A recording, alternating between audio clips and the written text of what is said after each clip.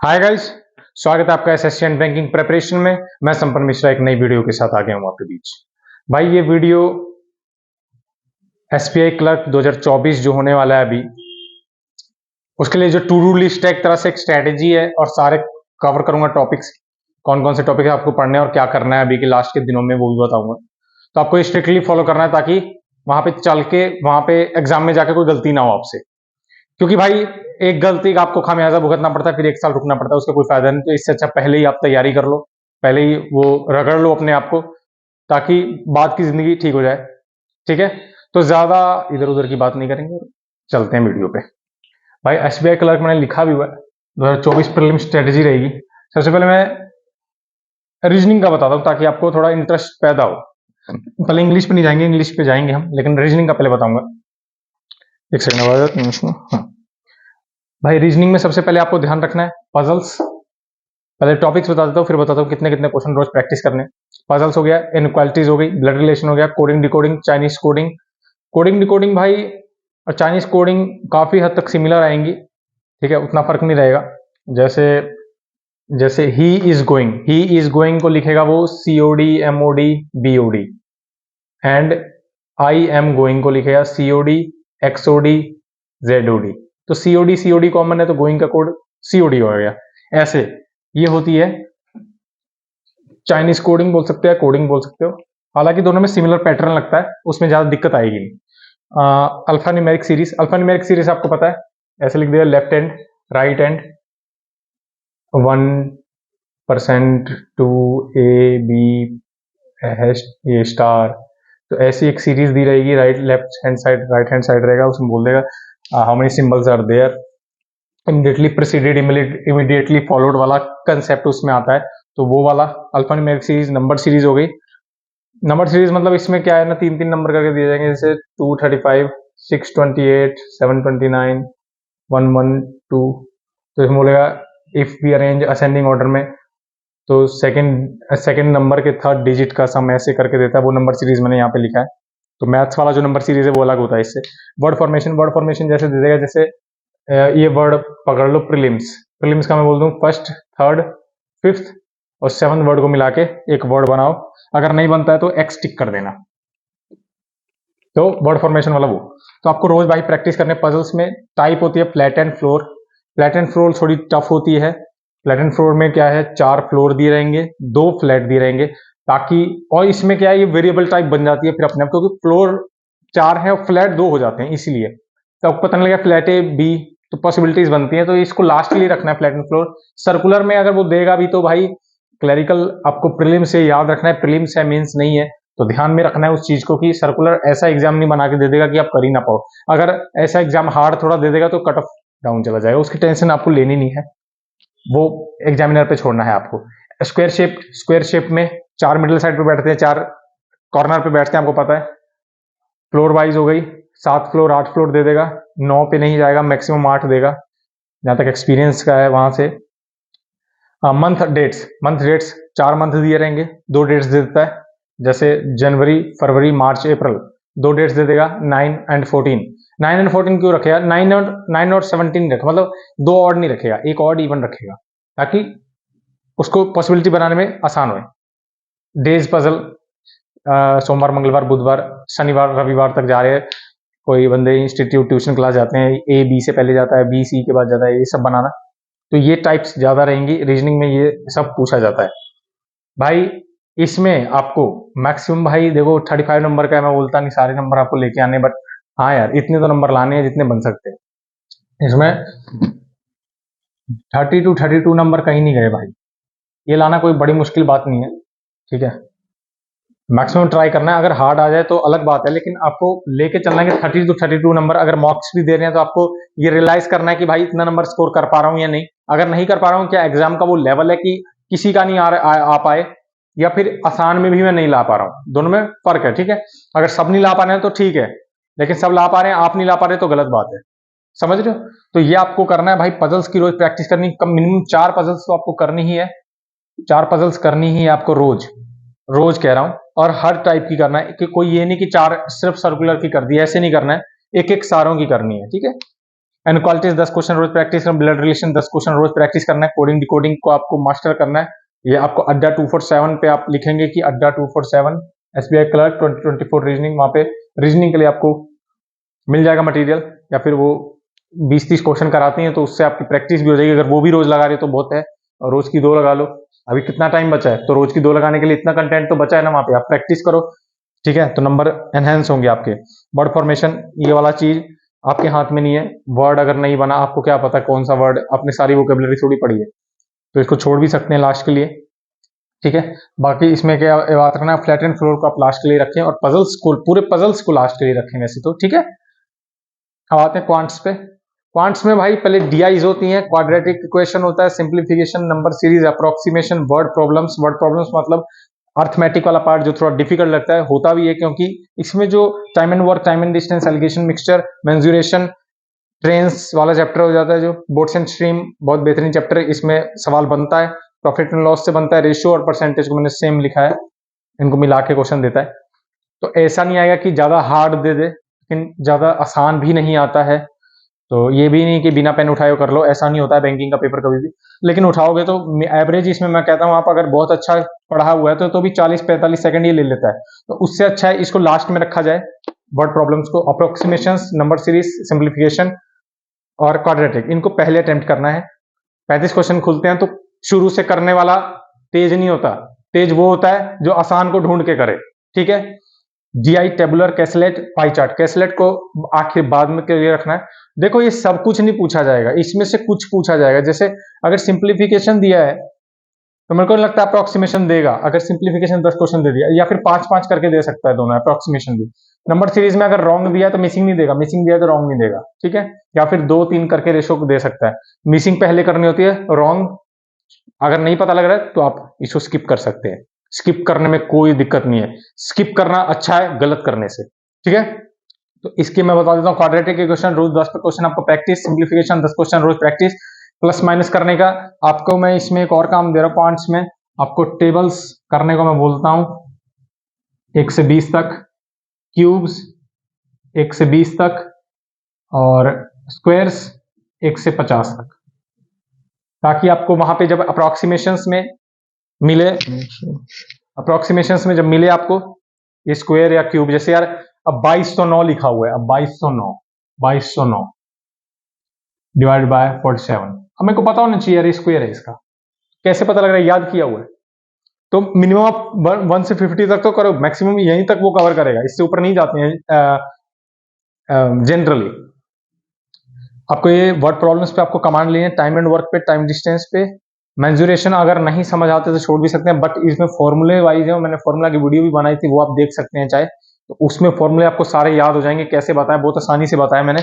तो मेंजुरेशन में फॉर्मूले की दिक्कत नहीं, और फॉर्मूले आ गए तो मेंजुरेशन कोई बड़ा चैप्टर है ही नहीं, इसमें सिर्फ एक ये भारी क्यों लगता है सबको, क्योंकि इसमें फॉर्मूलेज है। लेकिन अगर फॉर्मूलेज याद कर लिए, क्यूब का याद कर लिया, वॉल्यूम ए क्यूब है, सिलेंडर का volume pi R square H है, टी एस ए है 2 pi R R plus H, तो कोई बड़ा चैप्टर नहीं। Profit loss, boat streams, trains, ratio percentage, कोई बड़े चैप्टर्स नहीं है, लेकिन आप याद, आदमी जब याद नहीं करता है तो सब कुछ मुश्किल है, अगर पढ़ ले तो सब कुछ आसान है।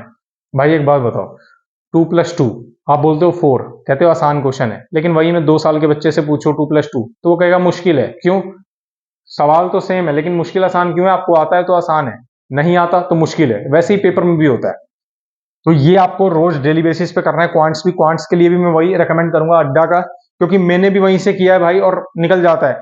या फिर आप कोई भी आप सर्च मारोगे ना तो आपको मिल जाएगी, कहीं से क्वेश्चन ढूंढने वाला होने चाहिए, क्वेश्चन आपको मिल जाएंगे, ठीक है। इंग्लिश की बात करेंगे भाई, आरसी, रीडिंग कॉम्प्रिहेंशन बहुत मेन एस्पेक्ट है आरसी का, बहुत मतलब ज्यादा क्वेश्चन इंग्लिश में, सबसे ज्यादा इसमें 10 क्वेश्चन। इसके लिए रीड एडिटोरियल डेली लिखा है मैंने, क्योंकि एडिटोरियल पढ़ने से क्या होगा, आपका कॉम्प्रिहेंशन जो नॉलेज है वो ज्यादा बिल्ट होगा, जो वो मैं बढ़ाना चाहता हूं। तो उसके बाद में लिखा है 10 to 15 सिनोनिम अंटोनिम। ये कहां से मिलेंगे भाई? आपको एडिटोरियल पढ़ने में से जो बीच एक कॉपी लिख रहा है 15-20 रुपए की, उसमें आप जो भी हार्ड वर्ड्स मिले वो आप लिखिए, उनका मीनिंग ढूंढिए मोबाइल में, एंड उसको उसके साइड में लिख लीजिए। 10 से 15 रोज क्वेश्चन करेंगे तो मेरे को लगता है कोई बड़ी बात है। आपके पास 10 घंटे हैं यार, 10 घंटे में इतना काम नहीं होगा, बहुत कम काम है ये। वर्ड यूजेज, वर्ड यूजेज का मतलब क्या होता है? जैसे कोई वर्ड दिया मैंने, कॉर्पुलेंट, मैंने किसी सेंटेंस में इस्तेमाल कर रहा हूँ कॉर्पुलेंट, तो कॉर्पुलेंट का मतलब तो पता होना चाहिए ना यार। तो वो कहां से आ गई? जब आपकी वोकेबलरी बढ़ी होगी, वो आपने यहां से अगर पढ़ी होगी और आपको एक्स्ट्रा भी पढ़ना है, आपको एक्स्ट्रा भी पढ़ना है, तो आपको पता लगेगा कि भाई मेरे से क्वेश्चन बन रहे हैं। सेंटेंस रीअरेंजमेंट, सेंटेंस रीअरेंजमेंट के लिए देखो, एरर डिटेक्शन और सेंटेंस रीअरेंजमेंट इनका रिलेशन है। कैसे? क्योंकि दोनों ग्रामर डिमांड करते हैं। ग्रामर में आपका एडजेक्टिव है, वर्ब है, वर्ब सब्जेक्ट वर्ब एग्रीमेंट है, कंजंक्शंस है। ये इसके लिए आपको निमिषा मैम के 120 रूल्स वाली जो वीडियो है उसको आप देखिए, बार बार देखिए, 3-4 बार तो देखिए, ताकि आपको जो रूल्स हैं कहां कहां इस्तेमाल हो रहे हैं भाई वो आपको पता चले। आइदर और, नाइदर नॉर, आइदर किस लिए दो के लिए लगता है, नाइदर दो के लिए लगता है, अगर ज्यादा दो से तो नन आ जाता है, वहां पे ऑल आ जाता है। ठीक है, तो ये याद रखना है। ये इससे आपका एरर डिटेक्शन बनेगा और वर्ड यूसेज बनेगा, वर्ड सॉरी सेंटेंस में। क्योंकि यार अब जैसे यार अब किसी को पता ही ना हो, हेड के साथ बीइंग आता है कि बीन आता है, बीन या बीइंग। अब उसने बीइंग दिया होगा तो आपको लगे, आपने पढ़ा नहीं होगा तो बीइंग भी कहोगे सही है, लेकिन बीइंग आता नहीं है ना कभी, हेड के साथ बीन आता है, बीन। ठीक है, तो ये याद रखना है आपको, क्योंकि थर्ड फॉर्म आती है। अब उसके बाद cloze test fillers, cloze test fillers में भी वही है भाई। अगर आपको वोकैब, देखो वोकैब और ग्रामर अगर आपने बना ली तो ये सब कर पाओगे। एडिटोरियल पढ़ लिया, एडिटोरियल पढ़ लिया, वहां से एंटोनिम सिनोनिम लिख लिए, वोकैब पढ़िए आपने, रूल्स पढ़े, आप सारे क्वेश्चन बना पाओगे। फिर नहीं तो कुछ नहीं बना पाओगे। हर चीज में वो चीज बेसिक है, क्योंकि ये सब एप्लीकेशन टाइप है, वो बेसिक चीज है, तो बेसिक पे एप्लीकेशन चलता है, एप्लीकेशन से बेसिक नहीं सीख सकते आप, है ना। पैराजंबल्स, पैराजंबल्स को देखो मैं लास्ट में बोलूंगा कि लास्ट के लिए रखिए, क्योंकि इसमें पता नहीं है, इसमें पता नहीं है कि देखो 5 सेंटेंस दे दिया, आप बोले फर्स्ट सेंटेंस कौन सा है, ए बी सी डी। अब आपको बनाना है, फर्स्ट सेंटेंस कुछ भी हो सकता है, मतलब इसमें श्योरिटी आप कभी नहीं पा पाओगे। तो अगर आपका ये दो बेस्ड है, ये दो तगड़ा है, क्वांट्स और रीजनिंग, तो आप इसको, इस क्वेश्चन को स्किप कर सकते हो। अगर 5 क्वेश्चन स्किप भी हुए तो आप, मेरे को लगता है यहां से उठा लोगे। अगर यहां से देखो 5 क्वेश्चन आपने वो स्किप किया, अब मान लेता हूं यहाँ पे 22 से 23 आप क्वेश्चन बना लो, यहाँ पे 30 से 32 बना लिए। यहाँ पे आप ट्राई करो मैक्सिमम, देखो कितना बने, 30, 40, 50, 50, 52 से 50 यहाँ पे, और यहाँ पे भी आपको फिर खींचने पड़ेंगे। नहीं, यहाँ पे इसको 23, 24, 23 से 24 कर लो इसको। ठीक है, इसको बढ़ाना है, क्योंकि ना बाकी ना यार, ये देखो मैं अभी थोड़ा टफनेस के हिसाब से बता रहा हूँ। बाकी ना अगर आसान आएगा तो आपके स्कोर बढ़ेंगे, वो ऊपर नीचे होंगे, स्टेबलाइज नहीं है वो चीज, वो फ्लक्चुएट होती है चीज। क्वांट्स में अगर आप करोगे तो आप अच्छा कर लोगे, तो 28 से 30 नंबर कहीं नहीं गए, तो 30, 30, 60, 70, 80, 83 नंबर बहुत प्यार से बनते हैं भाई, आप यहाँ से देख भी सकते हैं। अगर 30-30 भी मान लो, यहाँ पे 20 मान लो, तो भी 80 टॉप जाते हो आप। तो कोई बड़ी बात नहीं है, बस आप सीखो। मैं जो बोल रहा हूँ वो आप डेली बेसिस पे करोगे तो 80 नंबर लाना कोई बात। मेरे 85 नंबर थे, मेरे 100 में से ना 85 नंबर थे। ठीक है, 85 नंबर, जिसमें मैंने इसमें तो 25 क्वेश्चन ही अटेम्प्ट किया था, क्योंकि वो हार्ड था। मैंने वही बोला, जब हार्ड आएगा तो स्टेबलाइज आप करो इसको, ऊपर नीचे करोगे, कट ऑफ ऊपर नीचे होगी, उसका आपको टेंशन लेने की जरूरत नहीं है। ठीक है, कि सर ये नंबर निकालने के लिए पर्याप्त है, इतने में नंबर ला पाऊंगा या नहीं। अरे मेरे भाई तू तैयारी वो कर, मैं वही बोलता हूं, ये कट ऑफ नहीं देखनी होती, मैंने मेरी तैयारी देखनी होती, मैंने कितना पढ़ा हुआ है। अगर मैंने सबसे ज्यादा पढ़ा हुआ है तो नो डाउट मैं ही फर्स्ट आऊंगा। सबसे ज्यादा भागा मैंने है तो नंबर 1 मैराथन में भी मैं ही आऊंगा। अब मैराथन के दिन नहीं पता लगेगा कि मैं फर्स्ट आऊंगा या नहीं आऊंगा, लेकिन मैं तैयारी से पता करता हूं। आपको ऐसी चीजें करनी है, आप देखो ज्यादा से ज्यादा क्वेश्चन मैंने 10 लिखा है, तो आपको कोई 15 करेगा, कोई ज्यादा आके 15-15 करेगा, सब तो वो ऊपर हो रहा है ना, प्रैक्टिस ज्यादा कर रहा है आपसे। अगर 5-5 क्वेश्चन आपसे ज्यादा किए तो एक महीने में वो आपसे 150 क्वेश्चन, सिर्फ एक चीज में 150, जैसे नंबर सीरीज में 150 क्वेश्चन आपसे आगे है, सिंप्लीफिकेशन में 150 आगे है, तो आपको वो भी तो देखना है ना। आपको सबसे ज्यादा तैयारी करनी है, जितने बच्चे हैं उनसे ज्यादा। नंबर नहीं होते, ये नंबर बच्चों पे डिपेंड करते हैं कितने बना रहे हैं। अगर सारे ही 40 नंबर ले आएंगे, सब क्या है, मान लो 40-40, 50-50 नंबर, तो 85 कट ऑफ जाएगी? कभी नहीं जाएगी, 50 जाएगी। क्यों? बच्चों पे डिपेंड करता है कट ऑफ पे बच्चे डिपेंड नहीं करते मेरे भाई। तो ये था एसबीआई क्लर्क 2024 प्रीलिम्स का स्ट्रेटेजी। मैं होप करता हूं इसको स्ट्रिक्टली फॉलो करना है आपने। देखो मैं देख नहीं रहा, लेकिन आपको ये होना चाहिए कि भाई इन्होंने बताया है, जो चीजें बताई हैं गई हैं, उनको प्रैक्टिस करो। रोज मॉक दो, 2 दिन पे मॉक दो, आज दिया कल दिया, आज दे लो, फिर परसों दे लो, फिर उसको एक दिन छोड़ के दो। ठीक है, ताकि स्पीड भी बनी रहे, उस पर मॉक पे कमांड बनी रहे। स्किप टेक्निक इस्तेमाल करनी है, मैं बोलता हूं स्किप। स्किप का इस्तेमाल करना है, ठीक है। टाइम कंज्यूम ज्यादा नहीं करना है किसी क्वेश्चन पे, क्योंकि क्वेश्चन पे फंसना नहीं है। तभी मैंने बोला कि अगर फंसता कब है बंदा, जब ये सब उठा लेता है पहले ही, ये सब उठा लेता है, वर्ड प्रॉब्लम उठा लेता है, क्योंकि ये सब पहले शुरू शुरू में दिए रहते हैं। जब सेक्शन खुलता है तो ये सब पहले दिया होता है, ये सब पहले दिया होता है, तो आदमी आदमी फंस जाता है। ये लग गया क्या? तो आदमी फंस जाता है।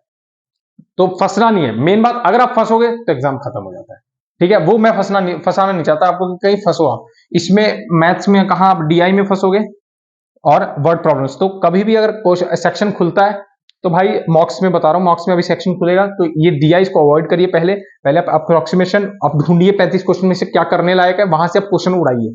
क्योंकि ये सब अगर 2-2 मिनट खा जाएंगे ना आपके, तो आप पेपर करने लायक नहीं रहोगे। फिर ये भी गलत हो जाएगा, सिंप्लीफिकेशन भी गलत हो जाएगा, अप्रोक्सीमेशन भी गलत हो जाएगा, सब कुछ गलत हो जाता है। फिर आसान चीज भी मुश्किल लगने लग जाती है जब टाइम आपके विपरीत चलने लग जाएगा।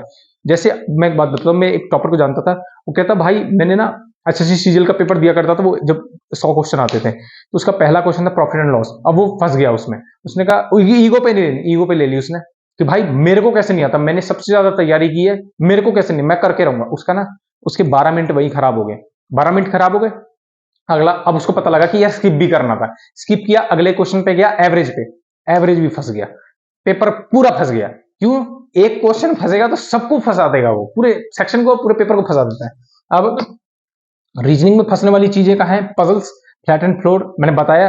पजल्स को लास्ट में रखना है, लास्ट में रख के फिर जब पजल्स पे लास्ट में आओगे तो भी इसमें एक प्रायोरिटी सेट करनी है। जैसे डेज को पहले करना है, फ्लोर वाइज को पहले करना है, सर्कुलर को पहले करना है। सर्कुलर में सारे सेंटर में देख रहे होंगे, अगर कुछ सेंटर कुछ बाहर देख रहे होंगे तो वो पेपर थोड़ा हार्ड की तरफ चला जाएगा, ठीक है। क्योंकि 20 मिनट के अनुसार भाई वो फिट नहीं बैठता। ब्लड रिलेशन आपको ये अटेम्प्ट करना है, पहले इनक्वालिटीज अटेम्प्ट करना है, coding decoding, alpha numeric attempt करना है, नंबर सीरीज अटेम्प्ट करना है। ये आसान क्वेश्चन होते हैं, वर्ड फॉर्मेशन वाला स्किप कर सकते हैं अगर नहीं पता लग रहा है तो। इंग्लिश में कॉम्प्रिहेंशन को लास्ट के लिए रखना है। सबसे पहले वर्ड यूजेज आप सबसे पहले करेंगे यार, कौन सा आसान होता है इसमें? Error detection, close fillers, sentence rearrangement, ये सब पहले किया जाएगा। पैरा जंबल सबसे लास्ट में किया जाएगा। और आरसी, इन ये जो ग्रामर वाला पार्ट आप जब निपटा लोगे तब आप आरसी पे जाएंगे, तब आपको आरसी पे जाना है। क्योंकि आरसी भी फंसा देगा, क्योंकि आरसी आप शुरू में उठा लोगे ना, आपको क्या चल रहा है समझ ही नहीं आ रहा। मेरे बारे में हुआ था, लेकिन मैं संभाल लेता था एग्जाम, क्योंकि एक्सपीरियंस ज्यादा था। अगर आपके पास एक्सपीरियंस उतना नहीं है, अब 3 साल नहीं हो, तो आप स्ट्रेटजी पे काम करोगे ना। मैं अगर स्ट्रेटजी ना भी लगाऊं तो भी मैं एक्सपीरियंस के बेस पे एग्जाम निकाल दूंगा, क्योंकि मेरे को 4 साल हो गए। लेकिन आप अभी नए हो तो आप स्ट्रेटजी पे बेस पे, हालांकि जब मेरे को पहला साल हो गया था तो भी मेरे 170 नंबर थे सीएचएसएल में, 200 में से। तो ये नहीं एक्सपीरियंस के बेस, आज मैं नहीं ला सकता 170। वो जज्बा भी होता है, वो उम्र भी होती है, जोश भी होता है। जब नया नया होता है वो जोश में भी होता है, ठीक है। तो आप में वही जोश मैं एक्सपेक्ट करता हूँ, और ये चीजें डेली बेसिस पे प्रैक्टिस करनी है मेरा भाई। और आप एक मान के चलो टू डी लिस्ट चाहिए, डेली टारगेट्स में लेके आऊंगा ऐसे ही। और अगर आपको वीडियो अच्छा लगता है, मैं वीडियो बनाता रहूंगा, ठीक है। अभी तक के लिए इस वीडियो को यहीं विराम देते हैं, ठीक है। बाय दोस्तों, मिलते हैं अगली वीडियो में।